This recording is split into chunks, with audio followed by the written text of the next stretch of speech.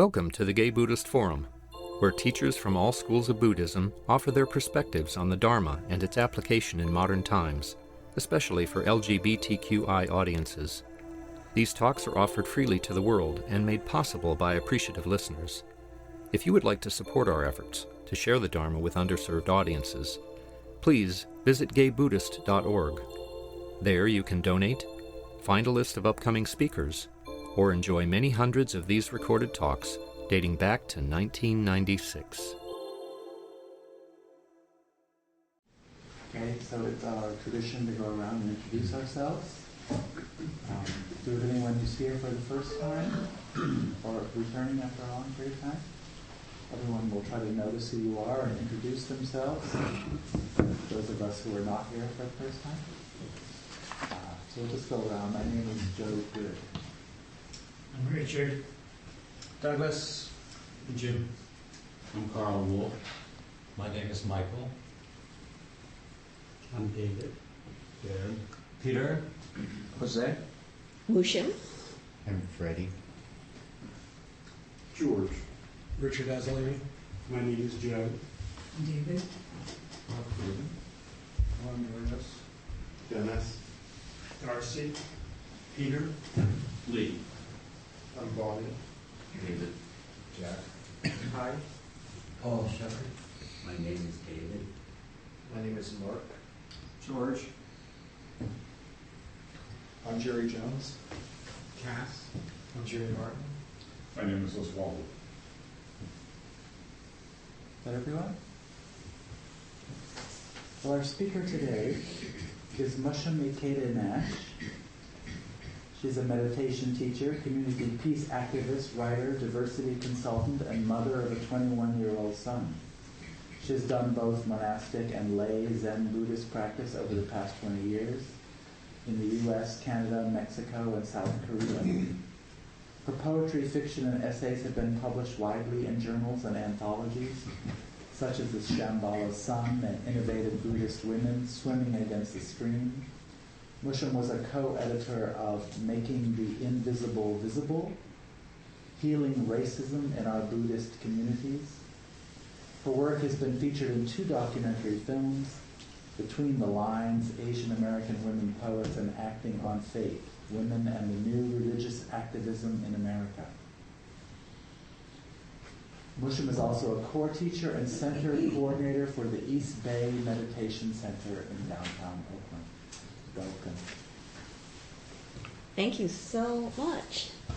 I'm just delighted to be here on this beautiful Sunday morning and want to thank each and every one of you for your practice of mindfulness, your practice of being more peaceful, going in the direction of understanding, of insight, and of the realization of how closely we're all interconnected in so many ways. Small, medium, large, those who are near, those who are far, sentient and insentient beings. We really, truly are woven together in mutuality. And this is one of the insights that our practice brings us. So thank you all. I'd like to start out with, I have been active in the Occupy Oakland movement, and I think one of the most simple yet ingenious, I don't know if it's an invention, but it's one of the forms that have been coming out of the Occupy movement is the human mic. So when amplification is not available, the human mic was used.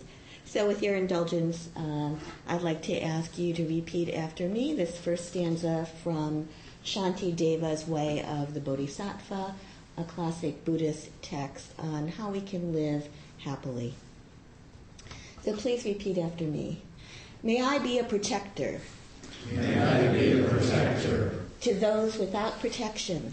To those without protection. A leader to those who journey. A leader to those who journey. And a boat. And a boat. A bridge. A bridge. A passage. A passage. to those desiring the further shore. To those desiring the further shore. May the pain of every living creature May the pain of every living creature be completely cleared away. be completely cleared away. May the pain of every living creature May the pain of every living creature be completely cleared away. be completely cleared away. Thank you. And so, of course, that includes us, because we are living creatures. So we can't forget ourselves. So this morning, I'm going to be talking about one of the Brahma Viharas. That's also translated, that's a way of a series of teachings, thinking, or categories, ways we can think about the qualities that we wish to bring forth and manifest through our Dharma practice. Is anyone here unfamiliar with the Brahma Viharas? Okay. New to the Brahma Viharas, welcome. This is a big body of teachings, and it's like all the categories. You have the 4 thises and the 10 thats, and so these are the 4 Brahma Viharas. And the 4 Brahma Viharas are qualities of compassion, karuna, joy, sometimes called sympathetic joy, and that means that if we play a game and you win and you're like, yay, and I lose and I'm like, no, then I arouse my sympathetic joy or mudita, and I think, well, because you are happy and joyful, then I will also be happy and joyful for you. Because I've lost, but after all, you've won. So we take joy in others' joy, and therefore we begin to extend ourselves beyond our own concerns. It can also just mean joy. So compassion, joy, or sympathetic joy, and then it seems like these days in the circles I'm in, everybody's favorite, which is metta or maitri, usually translated as loving kindness. And sometimes love. I think that's a Pali word. I think the Sanskrit word is maitri. And I personally prefer the translation of universal goodwill or universal friendship, because in our society, love has so many, and that word has so many meanings having to do with emotional attachment, which metta in fact is kind of the opposite of being emotionally attached to one person or one thing or one place. It's about unconditional and non-discriminatory love, loving kindness, or actually this kind of warm and radiant friendliness. And metta meditation is a wonderful, wonderful practice. I do it myself. It's helped me a lot to feel more goodwill and more friendship in a more universal way. And it is only one of the 4 Brahma Viharas, the 4th being translated as equanimity. The Sanskrit for that is upeksha, the Pali is upeka. So equanimity. So compassion, joy or sympathetic joy, and loving kindness or universal goodwill, and then equanimity. These are the 4 Brahma Viharas. Brahma Viharas is sometimes translated as the divine abodes. So a vihara is a place where I think usually like Buddhist monks or bhikkhus dwell. That's the vihara. You can say, I'm going off to the vihara to do some meditation. And Brahma means the god, Brahma, the realm of the gods, divine. And it has also been translated, I think, very productively as the 4 limitless abodes, the 4 immeasurables.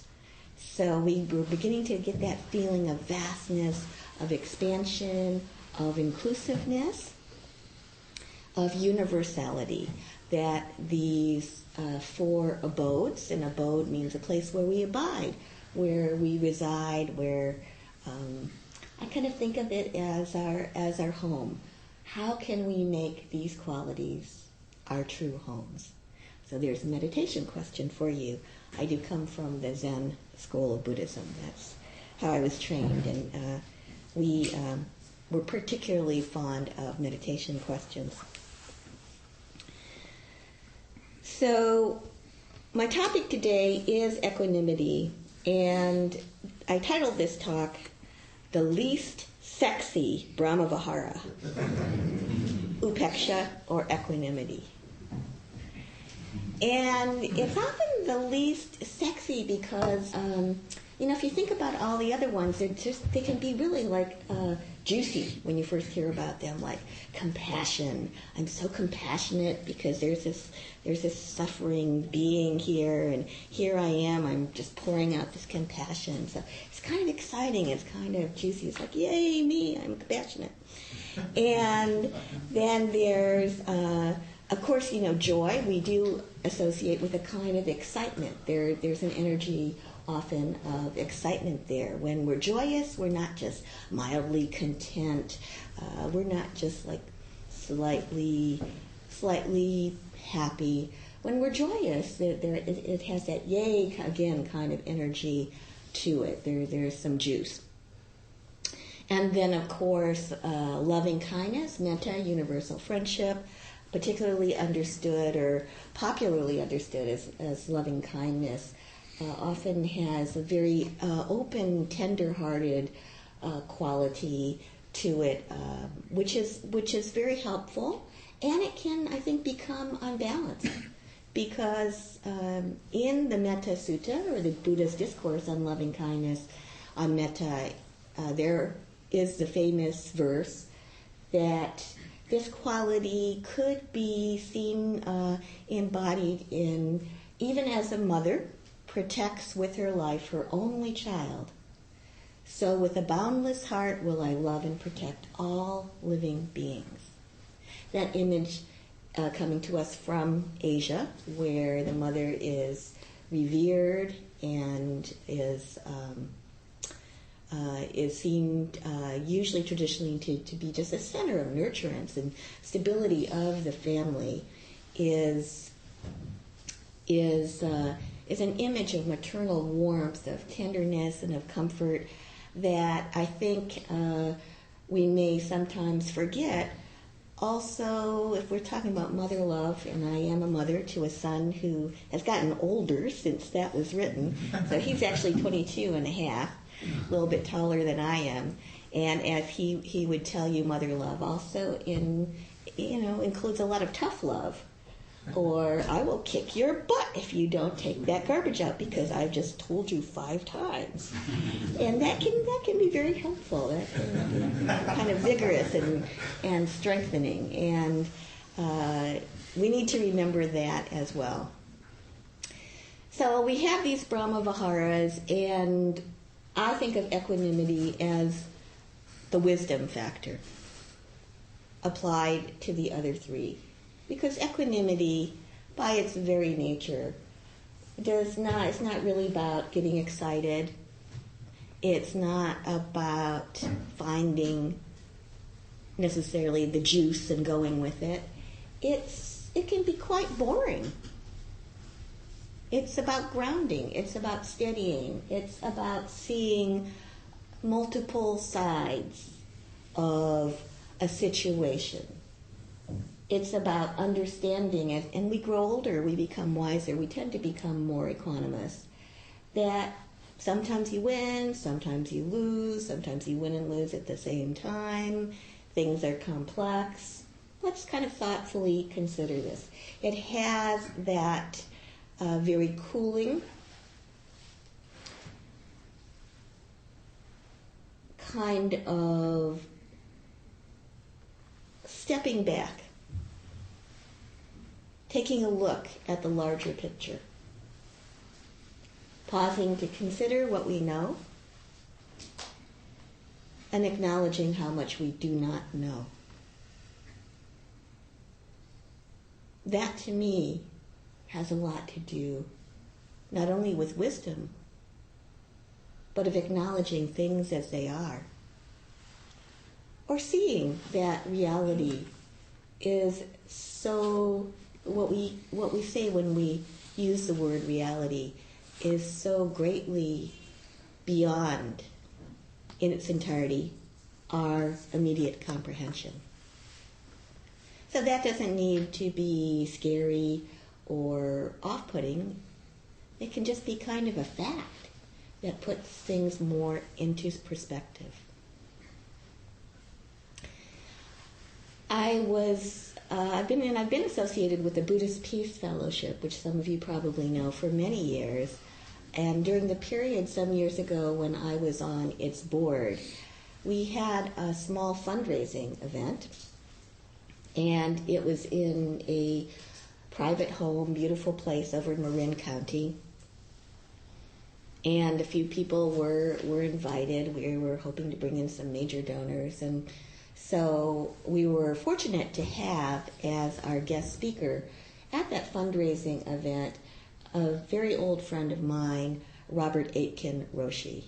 He's been called the Dean of American Zen, and he passed away at the age of 93, I think a couple of summers ago. He was a very, very long time and committed peace activist and socially engaged Buddhist, and one of the founders of the Buddhist Peace Fellowship. He was also a kind of crusty, old school kind of guy, and was not afraid to speak his mind. So he gave some kind of talk, and then at the end he opened it up for Q&A, and a European American woman stood up, and it was obvious that, she was crying. She was in just a highly emotional state. She seemed to kind of be on the edge of burnout, actually.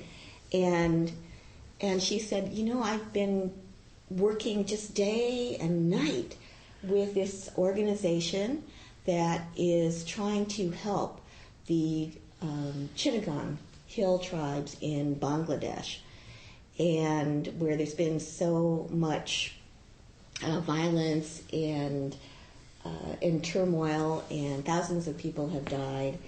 And she said, so we've been trying to help, and we've done everything we possibly could. We made trips over, we've raised money, and actually things now are worse there than when we first began doing this work. And she looked at Aitken Roshi and she said, please tell me what to do. Please help me. And Aitken Roshi leaned back a little bit in his chair. He smiled slightly, and he said, I would advise you to maybe go home, take your shoes off, go into your kitchen, open up your refrigerator, pull out a cold one, go into your living room, sit down in your comfortable chair,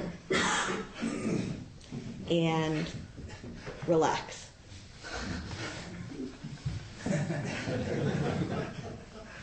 So she was quite surprised by that.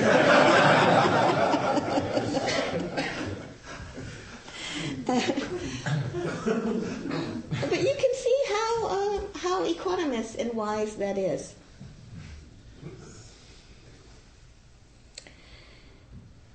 When compassion becomes overwhelming, or the urge for compassionate action, which is such a noble and beautiful impulse in the human being, that empathy which says, because you are suffering, how can I be of help? How can I be of assistance? So that's a really noble attribute, and it can also turn into compassion, burnout, overwhelm, depression, feelings of helplessness that I've tried and tried and tried, as this wonderful person says, and actually things have gotten worse. I haven't been able to control the outcome. So we can really feel the suffering in that, and also the clinging, the rising of the self, which, because I am working on this, wants to see the results of it becoming better. And that's very natural, of course. That's very, very human. We don't want to be spending our time and efforts on things that are getting worse rather than improving. Yet, that sometimes does happen.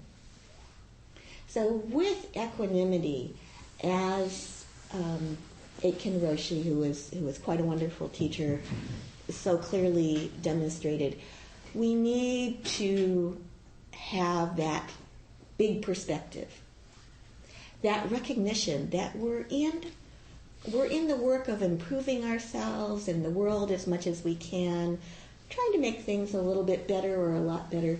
We're in it for the long haul. And as a mother, that's something that I realized before I gave birth. I definitely realized at the moment I gave birth is, I am in this for the long haul. So one of us is going to die before the other one. I can't really say which. In the normal course of things, of course, the parent hopes that the parent dies before the child dies. But we have no guarantees of that. So the only thing I knew was, when I looked at my baby, I'm going like this, but I was looking like this. I was looking at him. And I just realized, you and me, we are in it for the long haul. So there's no use getting overexcited, or emotions kind of come and go. And of course, there are feelings of love. And when the child becomes 2.5 and 4.5, there are a lot of feelings of dislike and annoyance. And that is the same thing goes probably with any intimate human relationship. These emotions come and go. Feelings of like, dislike, the emotions of love, emotions of irritation, maybe even hatred or aversion.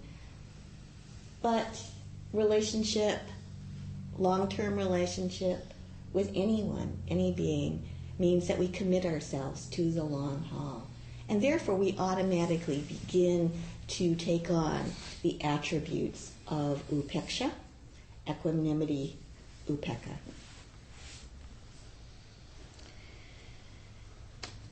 And our lives become easier. Happiness becomes more easily attained.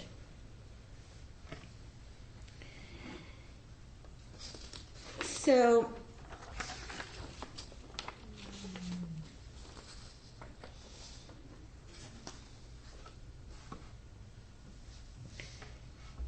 equanimity, like all of the Brahma Viharas, also is, along with this tempering quality, this quality of creating a context in which we're able to take things in a more equal, calm, and steady-minded fashion, so that we can achieve our goals over the long run, our spiritual goals, our financial goals, physical goals, whatever we may have. We need equanimity. We need that factor of wisdom to be able to fairly clearly grasp that the conditions that we perceive our lives to contain this moment are surely going to change and change again and change again.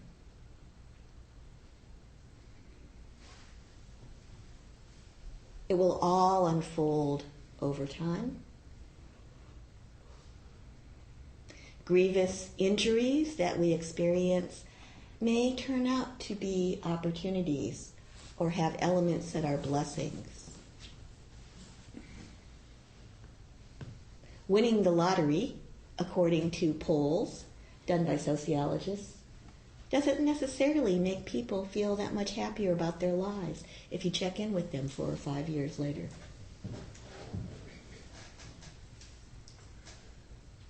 And yet, in the midst of all of this change, unfolding, unpredictability, we do need to consider who we are, what we're about,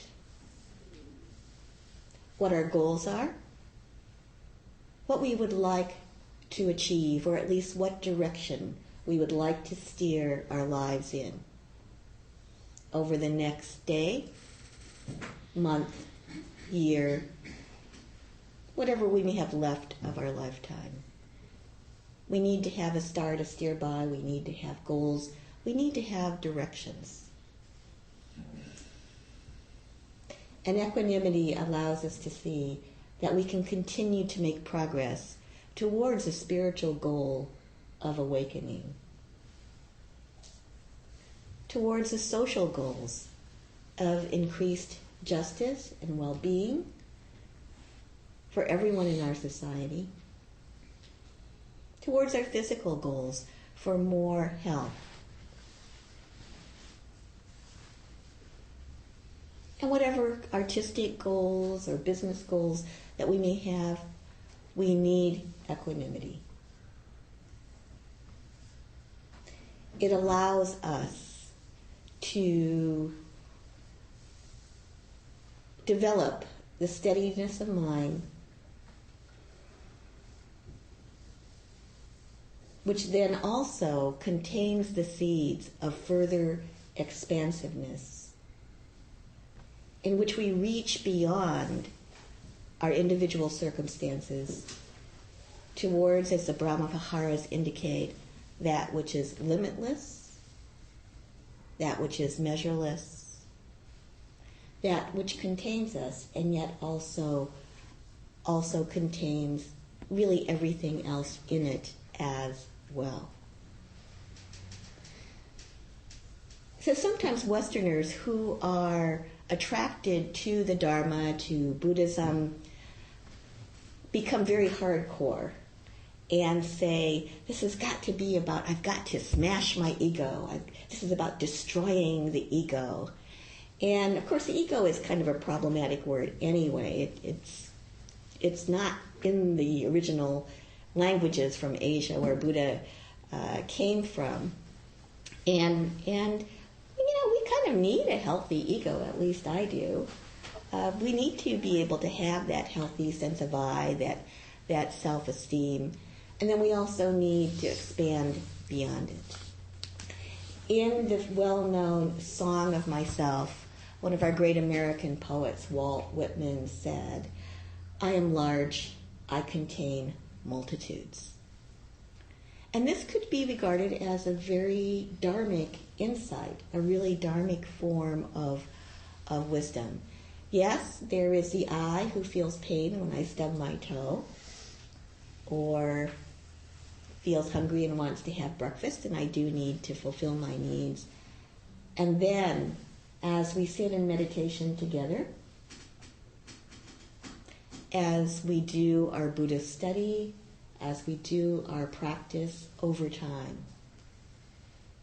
little by little, or perhaps in large flashes of insight every now and then, this truth really does, I think, begin to settle in, and certainly it has for me. I am large, I contain multitudes. So in that case, the I is reframed and begins to include you and you and you and plants and the ceiling and everything in the neighborhood, and begins to become ever more detailed, ever more diverse, ever more inclusive, ever more interconnected. This is the promise of awakening. This is the promise of our practice, and this is the basis for deep and enduring happiness.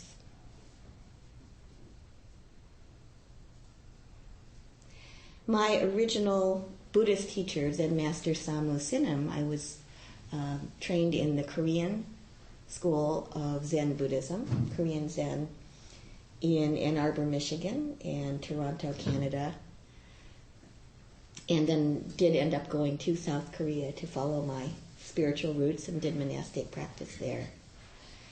And one of the things that one of his the things that I think he said, because as we know, human memory is, a lot of it's fictive. So maybe I made this up. I really can't say. But I don't think I did. I'm a writer, and I do have a pretty good memory most of the time. But deep in the night, during a silent meditation retreat, we'd been up for, when you rise so long before dawn, by the time night comes in the meditation hall, many things have happened, like about 10 million thoughts and feelings and hope and disappointment and love and aversion and boredom.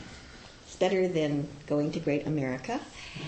By the end of the day, we'd really been through the mill, and things were pretty quiet. Things were pretty concentrated. It was pretty deep. Perhaps it was winter. I don't remember. But I do remember that it was very concentrated and quiet in the meditation hall. And the teacher came down, as he sometimes did, to sit with us for the final sitting before retiring. And spontaneously, as I recall, said these words: "The universe is vast, and our life is infinite. But we do not know this, and so we suffer." I'll repeat that again. The universe is vast, and our life is infinite. But we do not know this, and so we suffer.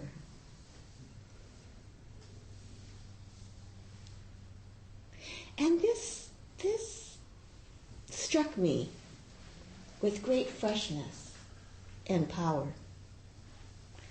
Not because I necessarily understood it, and one can certainly argue with it at the level of language or in the way that we can argue with really anything that anyone says, like, wait a minute, my life isn't infinite, or why can't I know it? At the level of poetry, of spiritual resonance, and within that atmosphere of meditative concentration or samadhi. What he said moved me and helped me grow spiritually. To consider that my actions, what I consider to be my lifetime,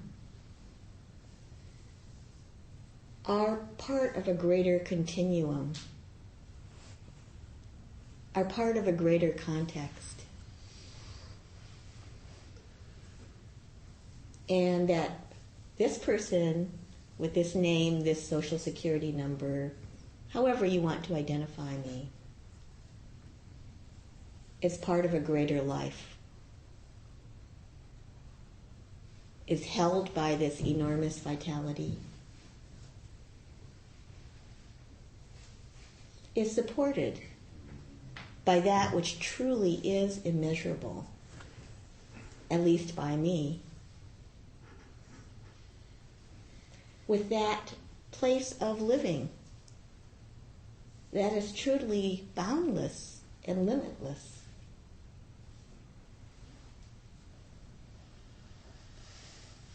It gave me a new perspective.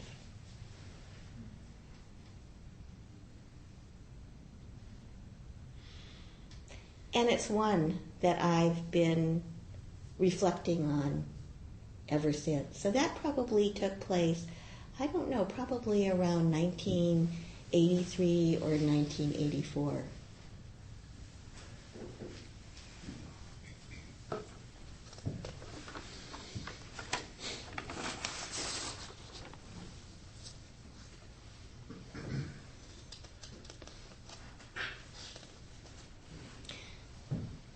So I encourage you and myself to strengthen and understand the practice of equanimity,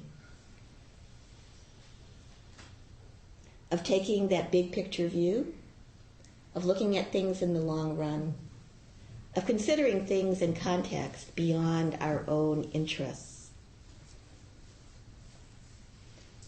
and knowing as mature human beings who have lived life, who have seen a lot happen, as I'm sure everyone in this room has, that sometimes things that we perceive as good later turn out to have elements that we might think of as bad, and vice versa.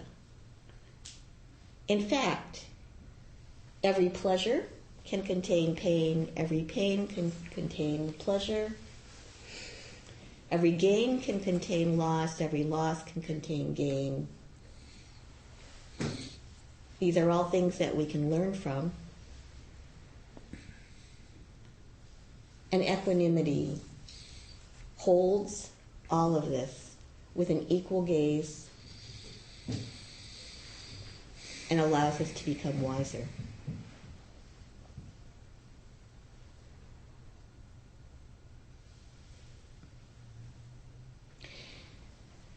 So I'll end with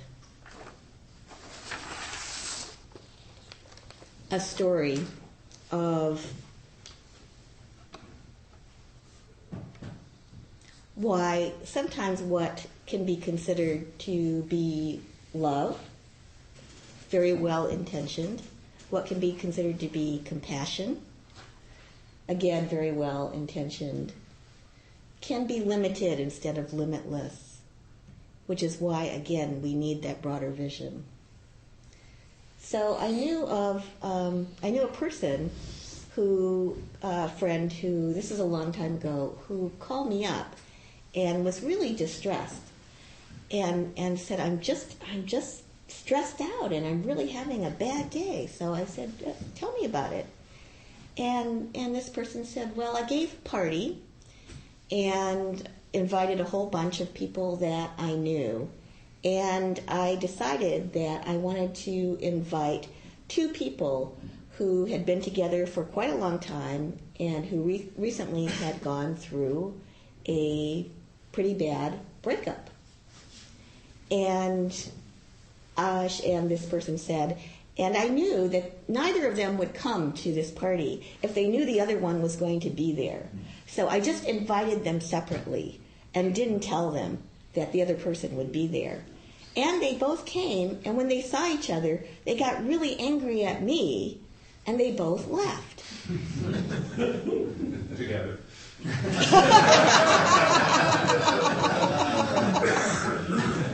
That may have been. However, the person who did the inviting was deeply distressed, and because these people had been really, really angry and had yelled at her. And this person said, I did it out of love. And I'm sure that was true. But as we all know, having probably been, at least I'll speak for myself, I've been on both ends of that many times, of trying to be as loving, as kind, as compassionate, as sympathetic to others as I can be, and finding out that through lack of understanding of what they really needed, I either had not succeeded in a small way up to the very large areas of totally messing up and having created some injury. So until we gain more wisdom, which is always an ongoing process, until we learn to ask, and I think it's a good practice before helping someone, what do you need? How can I help you? And being willing to accept that the answer might be, I actually don't need anything from you. I actually don't want your help. Or I do want your help, and it's in ways that perhaps you don't want to help me. So we have to enter into a more complex relationship than we had originally thought. It seems so noble and pure and peaceful before, and then it becomes kind of gnarly and complicated, and we have to negotiate it, and have to make these difficult judgment calls. Did someone just say that? So there's all of that contained. These are practices. These are unfoldings. And with equanimity, we become more kind to ourselves in saying, this is a learning process. I'm in it for the long haul. And I can see through the general principle, even of sitting in meditation and feeling the rising and the falling of the abdomen, seeing the increase of light through the window, the way that the slant of the sunlight changes, if it's a sunny day, the decrease of light into the night, that everything arises and passes away. Beyond rising, there is falling. Beyond falling, there is rising.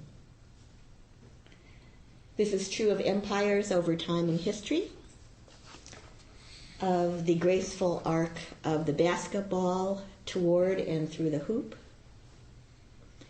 of the body with the in-breath and the out-breath, rising and falling, going and staying, birth and death, and birth again. When we practice equanimity, when we reside in the Brahmavihara, or the limitless abode of equanimity, we hold it all. So thank you very much for your kind attention. And we have a few minutes if you have insights or questions to share. Yes? Thank you for bringing sexy back to equanimity. I think it is. It's pretty juicy, right?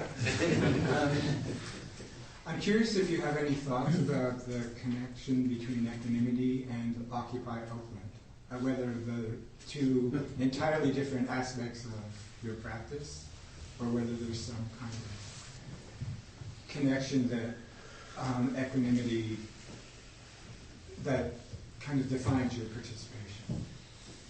Thank you. So that's a great question. Does equanimity influence or define my participation in Occupy Oakland, which is part of the Occupy Wall Street movement? Yes, it does. I've been living in Oakland for over 20 years now. My kid went through the Oakland Public Schools from grade kindergarten through graduation from high school through grade 12. I was a volunteer in the Oakland Public Schools for 11 of those years, tutoring children in literacy, assisting teachers with whatever they needed to have done, serving on a lot of committees, and I actually taught for 4 years in high school, totally as an unpaid volunteer, teaching literature and writing. So, and the Oakland Public Schools are a microcosm of all of the issues, the problems, the strengths, the cultures in Oakland itself, which is one of the most diverse urban areas in the United States. And so my participation in Occupy Oakland is such that I'm regarding it with interest. I definitely see its potential. I definitely see at least some of the problems of such a diffuse and open-ended kind of people's movement. So there's potential, there's also pitfalls, right? And the equanimity part comes with my talking about being in it for the long haul. I don't anticipate moving out of Oakland anytime soon, and I'm committed to Oakland as a resident of Oakland. I see Occupy Oakland as part of many initiatives that have been going forward for years. It's just that this one is getting more press. Yeah. Hi. Thank you for your talk today. When you were talking about the fundraiser at the house with an upset woman, something came to me. I used to work for a very wise woman. I was her executive assistant for 7 years, and she always kept the door open so I could hear her, and she could hear me talking back and forth. And she also was a board member on 8 nonprofit boards. And so she was talking one day to the board or somebody on the board about this organization that started for women in 1975, Alumni Resources. And this was 2000, and so things had changed. And she said on the phone to this person, maybe it's time to declare victory. And I was wondering about declaring victory, because there's so many things in life, like you talked about how things we want to be committed forever, which is great, but sometimes things don't work out, like relationships, blah, blah, blah, blah. So when I heard that, I go, that isn't wise. Maybe we don't declare victory enough. We're trying, like maybe that woman is trying to hold on to fixing Bangladesh or something, and maybe it's time to go on and stuff. So I was wondering what your thoughts were about equanimity and declaring victory. I think it's always a good time to declare victory. But sometimes we don't know when it's time, or we just keep, like a dog with a bone, we're just still trying to make that work, or like in our relationships. Exactly. And so that comes, of course, from a pretty deep look into what it means to be victorious, what it means to be the victor, and the insight that I myself got into being the victor came from when my mother was dying of large cell lymphoma. She battled cancer for 5 years and died shortly before the age of 66, so that she didn't get a chance to enjoy the pleasures of retirement, which she was so looking forward to, and she was going to be very, very active. She was rather adventurous. She was one of the first women pharmacists, and she said to me, at one point, I had thought that after I retired, of course I would spend time with my grandchildren and that sort of thing, but I'd also like to ride in helicopters with paramedics and help people. I said, you did? And she said, yes, I did. So things didn't turn out the way she wanted. She was pretty angry about that. But one of the books that she had by her bedside, very near to the time of her death, that she said helped her a lot, was about having cancer, and it was titled something like From Victim to Victor. So when we look at the situations in our lives, the narrative that we tell of ourselves, I am a failure, or I am victorious, could actually be used to describe the same set of incidents and circumstances. Which story will we tell ourselves? That's the question. Or maybe we don't need to tell ourselves a story. Do you think that's true? I don't know if it's true or not, but sometimes I think we have this part of us that that holds on to either one in a way that limits our possibilities. Definitely true. If we can just be who we are without having to tell ourselves a story about it.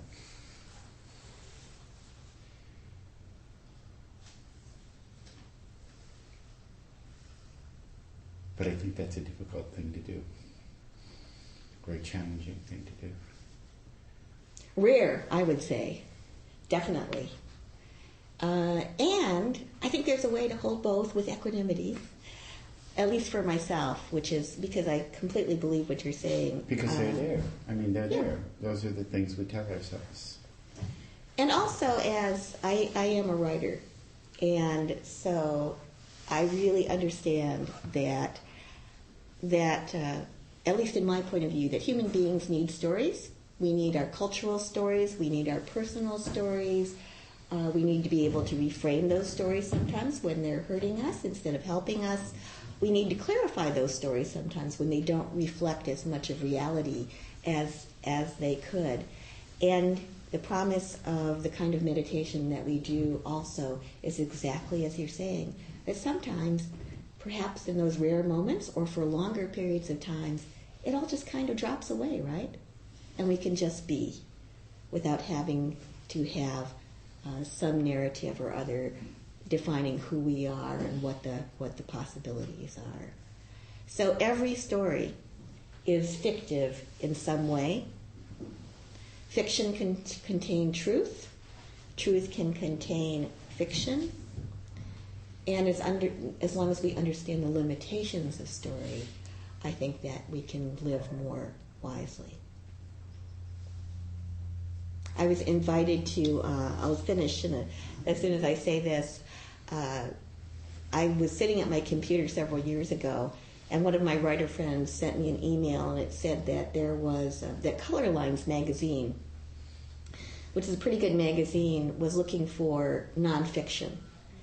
And that the deadline was only a few days away, but that they would offer, I think they did offer some payment, which is very rare in the writing world. I think it was like $100 or something like that, and for a piece of nonfiction. And so I thought, do I have anything? Oh no, it was actually for a piece of fiction, for creative. It was for a piece of fiction. That's what it was.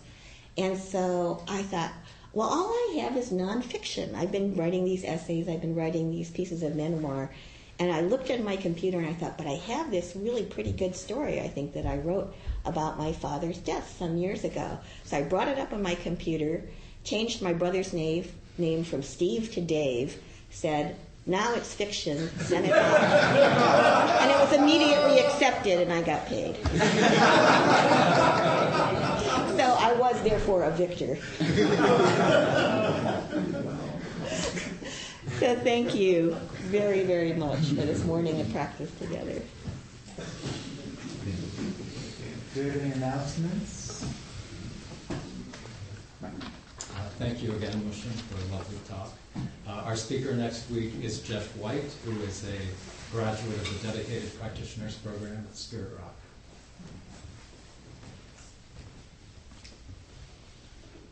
Yeah.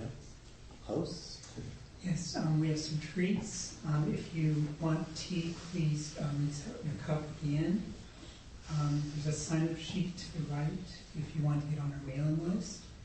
And I'll be coming around with the Dhamma bowls, so try to be as generous as you can. Would you like to lead us on a dedication of merit? Sure.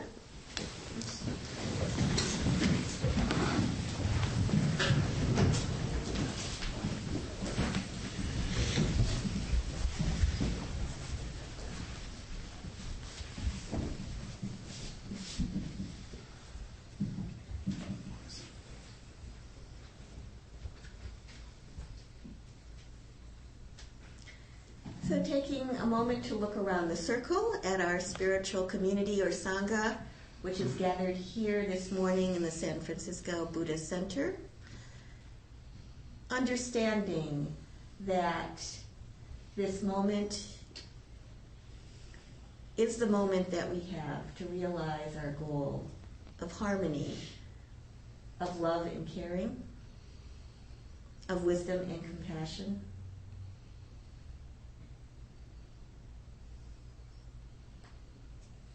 If there is any good thing that we have done during our time together, let us immediately and without reservation offer it up. May we offer it up for the good of those in this circle, for the many beings that we see, that we do not see, for those who have been born, for those who have yet to be born, and for those who have passed. May we especially offer it up during this end of the year time for any who are cold, for any who are in need, for any who are hungry, for emotional or physical sustenance, for any who are jobless, for any who are homeless. We offer up the merit of our good actions, our beneficial words, and our beneficial thoughts to these beings. May they live, may they be happy, May they be healthy, and may they be joyous.